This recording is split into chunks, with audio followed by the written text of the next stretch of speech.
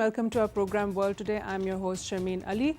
The International Court of Justice in its ruling yesterday throughout India's claim that Kulbhushan Yadav should be acquitted and sent back to India and that he was an innocent man.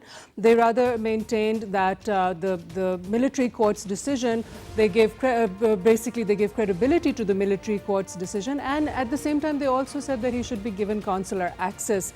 The Indians should be given consular access to the prisoner Kulbhushan Yadav, and that his case should be reviewed, but the case will be reviewed within Pakistan. So both the sides tend to think that they had a victory. Pakistan yesterday was very, very positive and optimistic. The foreign minister especially, he said that Kulbhushan Yadav is going to stay in Pakistan and he's going to be judged according to the law in Pakistan. We'll be discussing that with our guests today on our program. Also in the second segment, we'll be talking about how the Foreign Minister Shah Mahmood Qureshi at a recent seminar at Islamabad Policy Institute said that the upcoming visit of Prime Minister Imran Khan to the US is going to bring in a new era of peace and stability for the region. We'll discuss what the prospects are going to be in this visit, and according to the Foreign Minister, the points that he made that would be discussed, they're very important. We'll be discussing that in our program as well.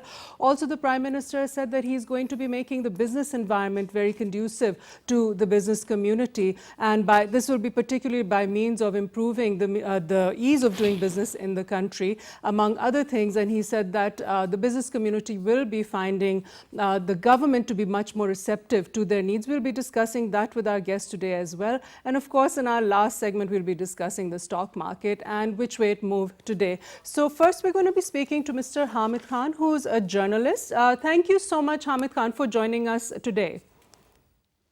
Thank you very much. My pleasure.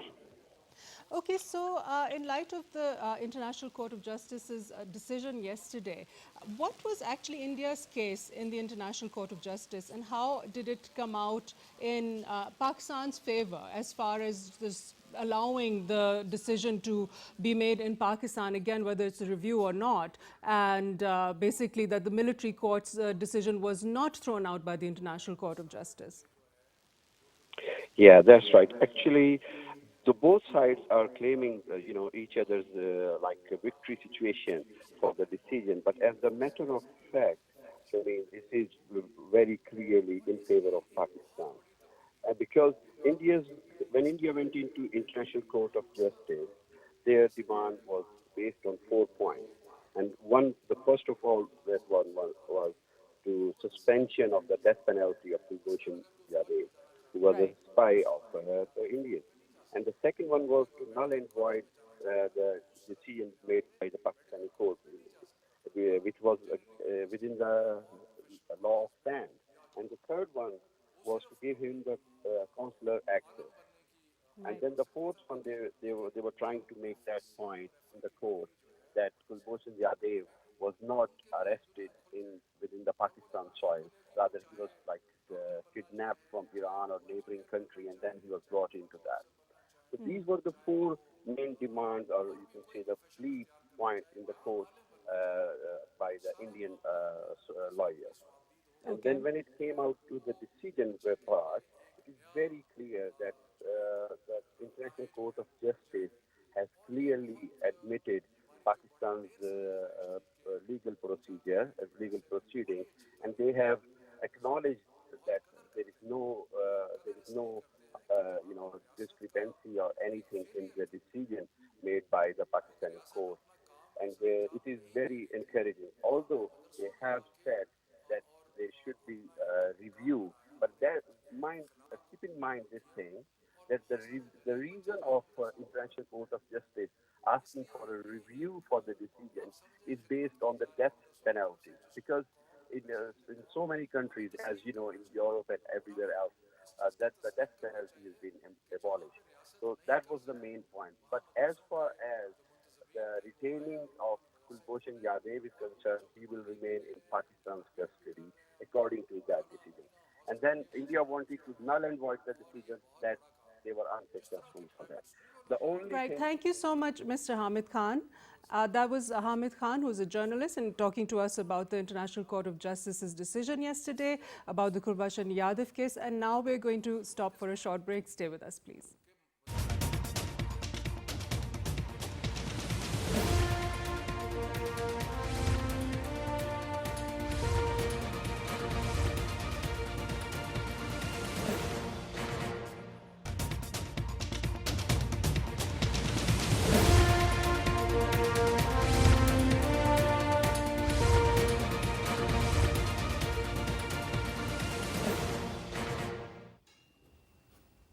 Welcome back. The foreign minister at a recent seminar with the Islamabad Policy Institute said that the upcoming visit of Prime Minister Imran Khan to the United States is going to bring in a new era of regional peace and stability. We're going to be speaking about the prospects of this upcoming visit in light of the foreign minister's statements with our guest today. With us today, we have joining us Asma Shakir, who is a foreign affairs expert. Thank you so much, Asma Shakir, for joining us today. First of all, what the foreign minister said was that this is going to bring in a new era of regional peace and stability in this region, because Pakistan has been very instrumental in peace talks that are going on between the United States and the Taliban in Doha. So we've been given recognition for that. And now Prime Minister Imran Khan is going to be visiting the United States with an agenda to about what he would like to bring about, what results he wants for Pakistan. What do you think those should be? See, first of all, we need to understand that peace in Afghanistan is one common interest between Pakistan and the US. And the cooperation can be extended to so many other areas, such as strategic stability in South Asia, vis-a-vis Pakistan-India context. And I'm sure that this visit, because we believe that whenever a communication link, communication channels, they always bring good for countries, for communities, between individuals. So we can see that this meeting, number one, like it is not an extempore, unplanned meeting. I'm sure both sides are preparing how to get maximum outcome benefit from this meeting. Right. So I can see that one, yes, US through this meeting is a symbol that US has acknowledged Pakistan's efforts for peace building in Afghanistan and for sustainable peace in the region. Because if you see Pakistan's policies, Pakistan is favoring all peace efforts, and all are head of the states, they have asserted and they have reiterated again and again that Pakistan is the biggest stakeholder in peace in Afghanistan, because we want a sustainable peace in Afghanistan will help to develop Pakistan economically. It will support the feasibility and functionality of CPEC. So and definitely if there would be peace and lesser violence on our western borders, Pakistan would be more focused on economic development, because Pakistan is a direct victim of the terrorism going on or infiltrating through Afghanistan. But at the same time, peace between Pakistan and India is also equally important. The foreign minister did say that the Prime Minister Imran Khan is going to seek to convince the US leadership to support resumption of talks between India and Pakistan and to bring about a resolution to the Kashmir issue. So this is going to be on the plate over there. Yes. So what do you think is, how do you think that we're going to approach this? Now we are in a sort of a better position to speak with the United States about these issues, because obviously bilateral talks are not going anywhere. Every time Pakistan asks for talks with India, they refuse. Yeah, and most importantly, even a major power like United States, they required Pakistan's support to make to initiate and sustain talks between Taliban and the USA.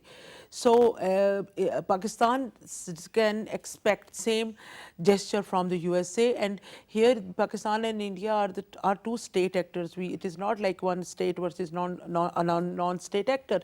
So if Pakistan is expecting this from the US leadership, I don't think so. It's a wrong assumption, because Pakistan supported USA to forge peace in Afghanistan, to make a conducive or to build a conducive environment when US can leave Afghanistan peacefully. Right. Previously, the US's approach to South Asia has been more India-centric because of their trade relationship and all of that, because of their geostrategic relationship against China. So how are we going to counter that now going forward? And also, the US has never really seen Kashmir as, they've seen Pakistan's role in a more negative way as opposed to India. So we have to change that mindset. Do you think that we'll be able to manage that?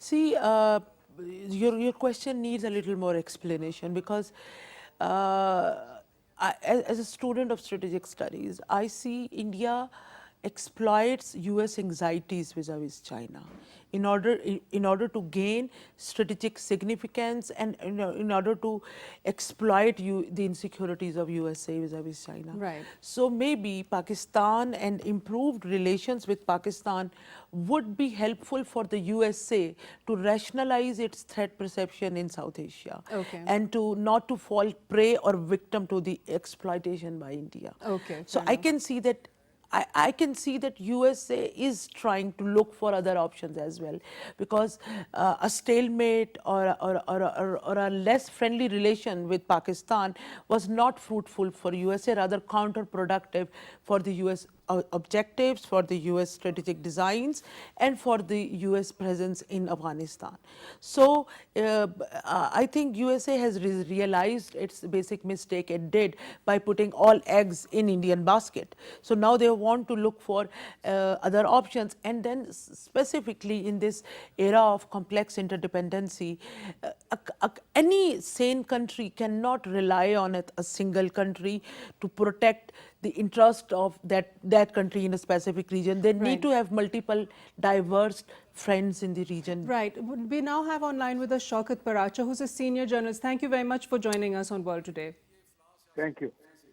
Mr. Paracha, the foreign minister has said that this is the meeting between Prime Minister Imran Khan and President Trump and, of course, other leaders in the United States is going to bring in a new era of regional peace and stability as well as prosperity for Pakistan. So how can we now expect normalization of relationships to take place between the two countries beyond the previous sort of military interaction that was there, military cooperation? Can we expect like a similar transactional relation that was happening before? What can we expect out of this in order to increase the relations between the two countries again? You are very right that how come this relationship can be revived, as it has been in the past, like uh, we were the major non-NATO ally, or we were the most strategic allies in the region. But somehow the very purpose and aim of this visit, as has been described by Foreign Minister Mr. Shah Mahmood Qureshi, is resetting the relationship. And this process has been, uh, uh, in the pipeline since Mike Pompeo's last visit to Pakistan. Before Pompeo's visit, there was a South Asia strategy which Pakistan objected.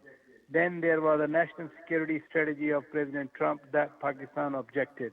But when Mike Pompeo was here last year in September, I believe, this process of ice melting started between the relationship, and we have equally seen on the sideline that the U.S. concerns or U.S. objectives inside Afghanistan, they're also moving forward up to the satisfaction of Taliban in Afghanistan, Afghan government, and the U.S. administration. So how would Uh, you say, the foreign minister said that the PTI government faced coercion by the US initially, but that's changed. It's a change that has led now to more cooperation. How has that been achieved by the PTI government? That is a big change. I think there has been a change of mindset back in Washington. You see, they are the initiator of the policy. For example, they wanted only military solution in Afghanistan. Now they feel, no, there is not the military solution of Afghan crisis, but it should be a negotiated settlement between all stakeholders inside Afghanistan. That is a change over there. First, they thought Pakistan is a problem. Now they are saying Pakistan is a solution. First, they said, no, Pakistan wasted billions of our dollars and Pakistan done nothing. Now they are saying no. In the recent, four-country dialogue in which China, Russia, US, and Pakistan were there, it was the US State Department that lavishly praised Pakistan's role, that Pakistan is contributing for the stability and strategic stability and security of the region. So things are moving, but having said that, still a lot to be done, because the strategic partnership between the United States and Pakistan, that is not the one that used to be in the past. Training program, for example, remains suspended. There are other sanctions against Pakistan on the military cooperation, defense cooperation, whatever you talk of the segments, in the defense cooperation. There was a strategic dialogue between the two countries, which was then elevated up to the ministers level, but that's also suspended. So lot of things to be done, but the first step there's a lot is of being taken now. Right. So there's a lot of room for developing these ties. So how about increasing the economic and trade ties? Where does the potential lie over there? Even at the moment when you are asking this question, United States remain one of the largest trade partners with Pakistan. Over $6 billion is a mutual bilateral trade, and this trade is in favor of Pakistan, as Pakistan exports around $800 million more than it imports from the United States. Secondly, Pakistan has been asking for a kind of GSP plus arrangement as we enjoy with the European Union. So if United States open up its markets for enhanced, exports of Pakistan, and at the same time it increases its investment in Pakistan.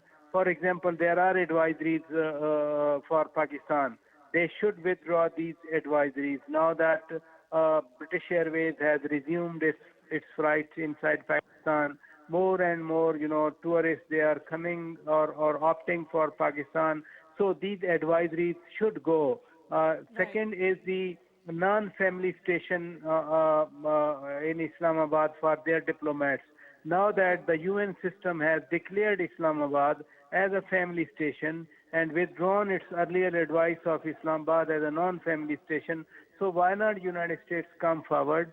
Instead of posting their diplomats for 1 year inside Islamabad, they should revert back to the normal posting of 3 years, declaring Islamabad, Lahore and Karachi as a family station. This will increase and encourage their investors and their businessmen to come to Pakistan. It's a huge country, over 200 million people. It's a mindset change that needs to take place. Thank you so much, Shaukat Piracha sir, for joining us today. So we were just discussing right now with Shaukat Piracha how the relations can be deepened through trade and economic ties. Now, firstly, the US will have to, they have to understand that the relations that are between Pakistan and China are not working against anybody else's interests, right? That's going to be one thing that they'll need to give. Prime Minister Imran Khan will give the confidence to the people he's meeting in the United States, President Trump, along with the other leaders in Congress, etc., business communities. So what would you like to say about that? Because that is a concern for the United States. Yeah, first of all, I would like to comment on your earlier question that whatever the change of behavior we can see in USA is policy towards Pakistan, we have to understand and we have to appreciate the way Pakistani government and Pakistani Foreign Office has taken that issue during last few years and managed to diplomatically convince USA and achieve our objective and transform that policy of confrontation into a policy of cooperation, because it didn't happen instantly like this, because Pakistan is working on it, and despite US several efforts which were not liked by Pakistan, but Pakistan never reacted in the same manner, because Pakistan's priority is always peace and peaceful diplomatic relations with all countries. So credit goes to Pakistan the way we handled this situation, and now we are successful in transforming the policy of confrontation into a policy of cooperation, which is really fruitful and good for the future of this South Asian region. Yes. And for the USA. And as far as the issue of China is concerned, Pakistan never tried tried to use China as a boogie or as a threat for the USA, because Pakistan quite successfully during Afghan war, before Afghan war, after Afghan war, Pakistan has successfully managed to have cordial relations with China, with USA and with other friendly nations. So we never gave any signal or any gesture that our good or cordial relation with one country is on the stake or on the cost of the interests of another country. So again, this is a credit for the government of Pakistan that whatever see, this is, as I said earlier, this is an era of complex interdependence. All countries are exploring multiple diverse options for their sustainability and security. So how about, will Prime Minister Imran Khan be discussing with the US President Trump that the upcoming review by FATF review, that taking us off the grey list and preventing Pakistan from getting on the blacklist, do you think that is going to be on the table as well, try and negotiate that? Why because not? of all the help that we've given in Afghanistan? Yes. See, Pakistan since day one is exploring all diplomatic channels to get out of the situation which was created against Pakistan and which is a bit uncalled. And we have seen that for FTF, Pakistan has taken so many important and effective measures to get out of that grey list even. So definitely Pakistan on merit needs acknowledgement and appreciation by the developed world or developed country and the member states of FTF. So why not? Maybe our Prime Minister can talk about it, or we just fight our case in FTF itself, and we have more important issues. Just for example, the situation of Afghanistan after US withdrawal, the need to initiate peace and composite or comprehensive dialogue with India to sustain peace, to improve strategic stability of South Asia. They are more important, I think, issues which Imran Khan can discuss with Trump, or Pakistan can talk about acute, deep, more comprehensive economic cooperation. Maybe we can ask for their the economic support by the USA to improve our economy, or more forge economic ties which are more fruitful. We can talk about the visa regimes, because recently, I'm sure you know that USA has tightened or made the visa policy for Pakistanis more difficult, and which is counterproductive for our Pakistani students. And again, it is counterproductive for the USA, because our students, they pay heavy fees in the US universities, even for medical things. But USA has strict visa regimes vis-a-vis Pakistan. So maybe our Prime Minister can talk about those.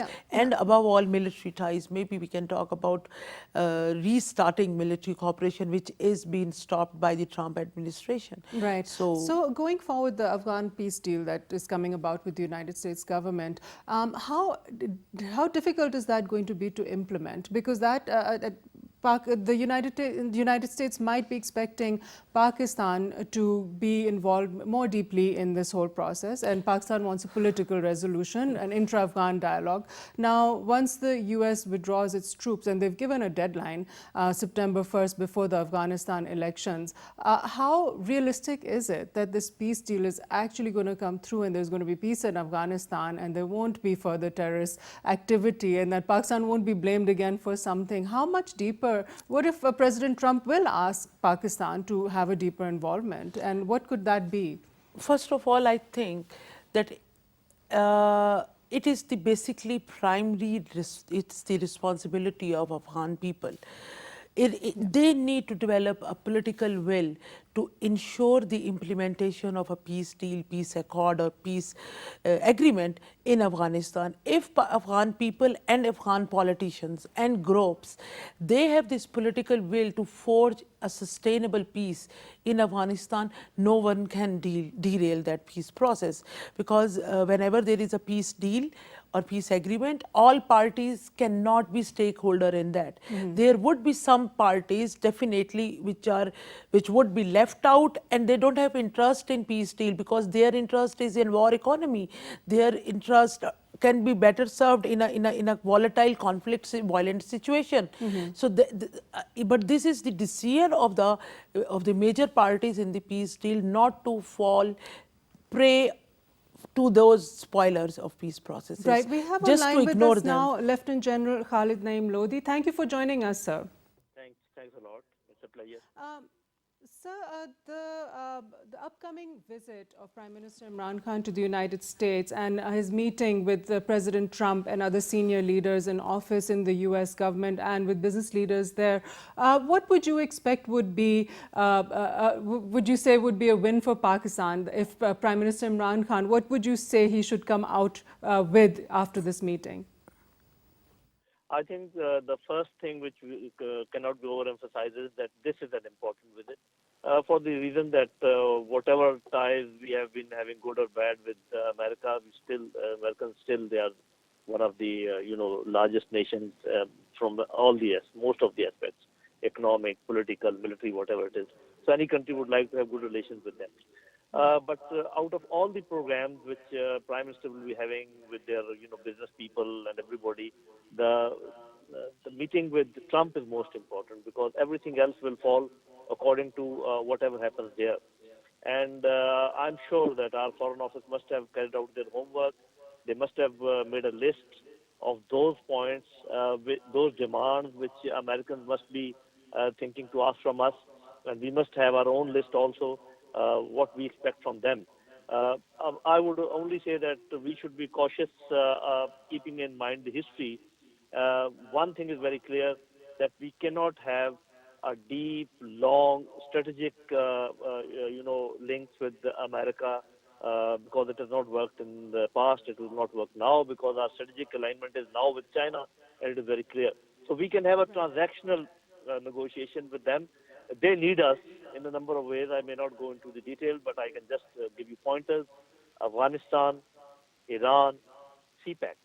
So they'll be asking you to do certain things in these three areas. And we have our interest in Kashmir, Afghanistan, of course, which is a common thing, and also CPEC. So there are 2, 3 common areas where we can talk, and let us see what they demand, and let us see how we negotiate with them. And because of the Yeah, sir, the Afghanistan peace deal that's going on between the Taliban and the U.S. government at the moment, Pakistan is heavily involved in facilitating that, and Pakistan has always called for an intra-Afghan dialogue and a political resolution to this issue. However, the U.S. is it's in quite a big rush to pull out its troops, and it wants a deal to go through before September the 1st. There's a deadline before the Afghan elections. So going forward, how likely is it that this peace deal is going to be effective, given the short amount of time and the involvement of the different players, or some players not being there who should be there? What do you feel is going to be Pakistan's vulnerability in all of this and their role in all of this? the most pertinent thing. That is the number one thing which will be discussed. And my analysis is that what Americans want is, one, they want a safe exit from Afghanistan, which I think they need help of Pakistan. Not only Afghan, the influence that we have on Afghan Taliban, but also probably they'll have to pass through Pakistan also. Some of their things might be going this way. And so that is one area where they will be seeking our help. And I think we would be able to help them. So whenever we ask that what has Pakistan to give, so Pakistan has a lot of potential. But let me add hastily that whereas they want their safe exit from Afghanistan, they also want to leave some influences in Afghanistan. Again, they would like to ask our help, but that would be the difficult thing to do, because Afghan Taliban, whatever contacts we may be having with them, they are fiercely independent people, and they have showed it time and again. And Pakistan may not be having that, that sort of influence with them, so that they listen to us, whatever we say. So that will be the tricky part, because what Americans have done is that they have, created certain other entities, and let me be open in telling and giving my view, in the shape of Daesh, in the shape of ISIL, in the shape of some contractors, maybe even some gun runners and narcotic barons, those who would not like to have peace in Afghanistan because it is not in their interest. And Right, that is exactly. what Americans would desire, that they should leave, safely. but they must leave this area into turmoil. And the reasons are because they have openly said that our competition is with China and Russia, and you and me know that what do they mean by competition. So they would not like Central Asian landlocked, countries taking advantage of CPEC, or even Russians going to warm waters through CPEC. So that is why Okay. CPEC will also come under Right. discussion. Thank you so much, sir. Lieutenant General Khalid Naim Lodi joining us online. To sum it all up, what would you say, in your opinion, would be a big win for Pakistan in this meeting? What do you think that Pakistan should? Uh, what should be the main thing that we would want to get out of this meeting between President Trump and Prime Minister Imran Khan? Number one, a successful or the roadmap for a successful peace deal in Afghanistan. Number two, a roadmap at conviction and a statement by the USA regarding supporting, encouraging, facilitating composite or comprehensive dialogue between Pakistan and India. And again, using their influence on India not to, for not taking things beyond a certain limit and not taking violence beyond a certain limit, because I can see that if there would be a shrinked role for India in Afghanistan, and then Pakistan can talk to USA for a minimum or to eliminate Indian role in Afghanistan, because that is quite counterproductive for us, and that is a continuous strategic threat for us as well, because India is on an eastern border already, and they try to use or make our western borders insecure as well. So the highlight of this visit can be US commitment for a peaceful Afghanistan with almost nil involvement of neighboring states in Afghanistan. Great. Thank you so much, Asma Shaki, for joining us and giving your insights on these topics. And now we're going to go on to the stock market watch and see how the markets perform. Today we have online with us Faisal Fateh, who's going to be telling us about the performance of the markets today. Faisal Fateh, thank you again for joining us. Thanks a lot. Thanks for taking me on. Can you please tell us how the markets did today? How is it looking now? Is it still volatile, or is it sluggish like we've seen in the past, or do we have some positive news? Well, it seems like pretty volatile towards the negative end. It was minus more than 2% today, around 700 to 750 points. And overall, it is the result of the third quarter economic review as published by the State Bank of Pakistan, where we have seen that most of the sectors, mostly pharmaceutical, auto, as well as construction allied, especially steel sector, they are showing negative growth in last 9 months. And we are not seeing that much in exports as well. They are not picking up quantity-wise, like they have quantitative improvement, but not in dollar terms. So it seems like that next quarter won't be that rosy as well. It might not be that big, but not that rosy as well. So that's why stock market is taking a nosedive, not nosedive, but still in a phase of correction, correcting itself. Right. So which sectors would you say have performed well? Well, which sectors have been able to at least sustain some kind of a value? Firstly, it's oil and gas, especially with rupee devaluation. The wellhead prices are in dollar terms, so they have still sustained, plus fuel products still have 6% growth. I think so. Cement has almost bottomed out, because at least it doesn't have a negative growth. From 12% positive growth, it still has 5% positive growth. I think so. Banks would still be doing better because of high interest rates. So these would be my top three picks. Right. So the rupee has been devalued. We know that. How about gold rates? How are they doing right now? Gold again in the international market is a bit stable, but because of the devaluation of rupee, it has gone up. But so far, gold is directly proportional or directly related to what happens with interest rate internationally, especially by U.S. Fed.